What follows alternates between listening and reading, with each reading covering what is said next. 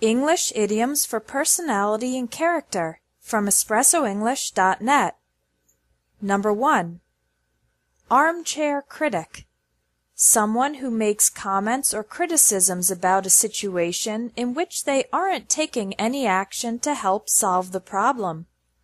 Imagine a person sitting in a big, comfortable armchair and making criticisms without getting up and taking action. Number 2. Busybody. Someone who constantly wants to know about or interfere in other people's lives. For example, my aunt is such a busybody. She's always asking nosy questions about my love life. Number 3. Cheapskate. Someone who hates to spend money, even when spending money is needed. John bought his mother a $5 gift for her birthday. I can't believe what a cheapskate he is. Another way to describe someone who hates spending money is stingy. Number 4. Couch potato.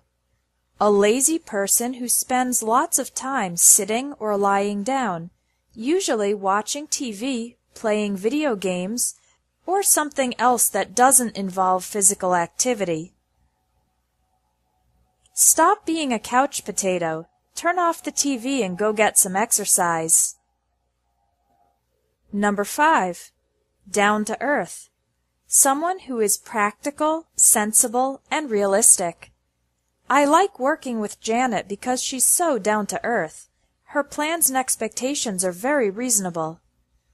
Being down to earth is the opposite of being a dreamer, visionary, or having your head in the clouds. Number 6. Behind the times, or fuddy-duddy. Someone who is old-fashioned and has not adopted modern customs. My dad doesn't have an email address. He's a little behind the times. Fuddy-duddy is a more negative word. It is more of a criticism, whereas behind the times is more diplomatic. Number 7. Go-getter.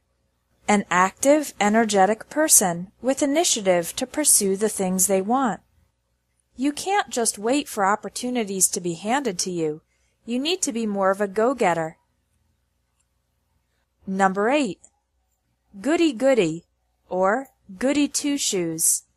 Someone who always acts good, sweet, or nice and follows the rules perfectly.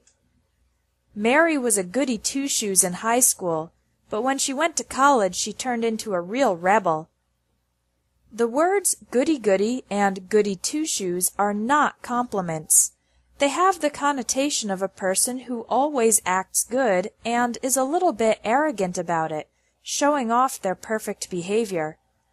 An idiom for describing someone as good without this connotation of arrogance is a good egg. Number 9. Know-it-all, smart aleck, or wise guy. Someone who thinks they know everything and that their opinions or ideas are the best. I tried to give advice, but my know-it-all coworker wouldn't even listen.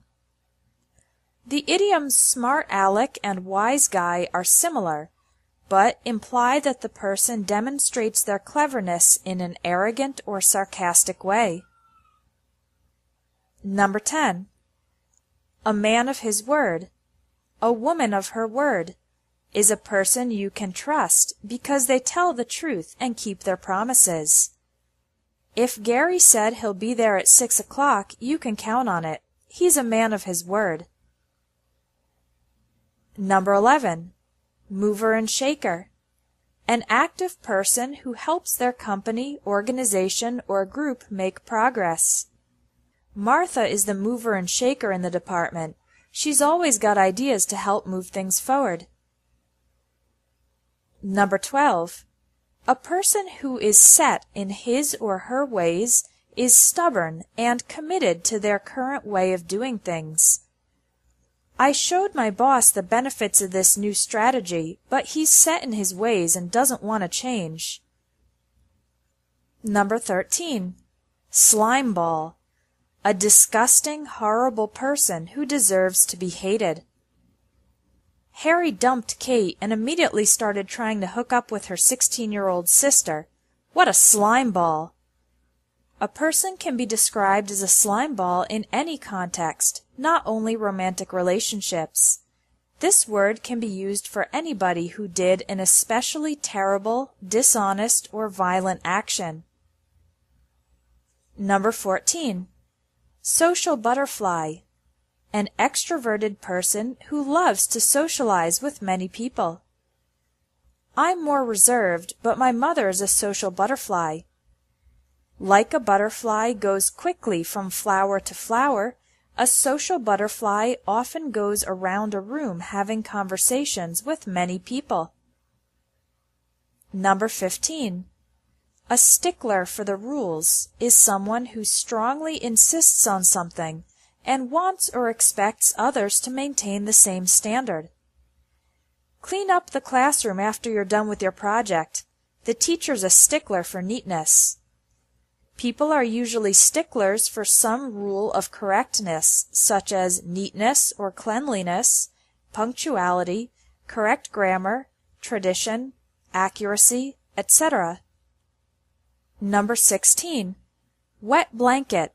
Someone who discourages or prevents fun or enjoyment for other people through negative actions or attitudes.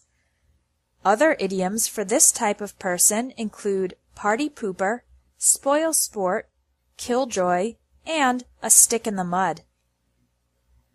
Number 17. Worrywart. Someone who worries constantly and excessively.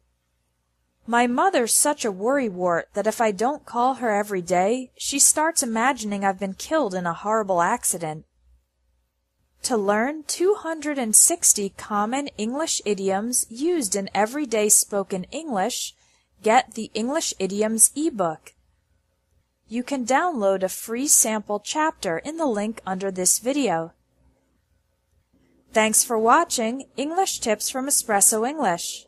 If you liked this video, please share it.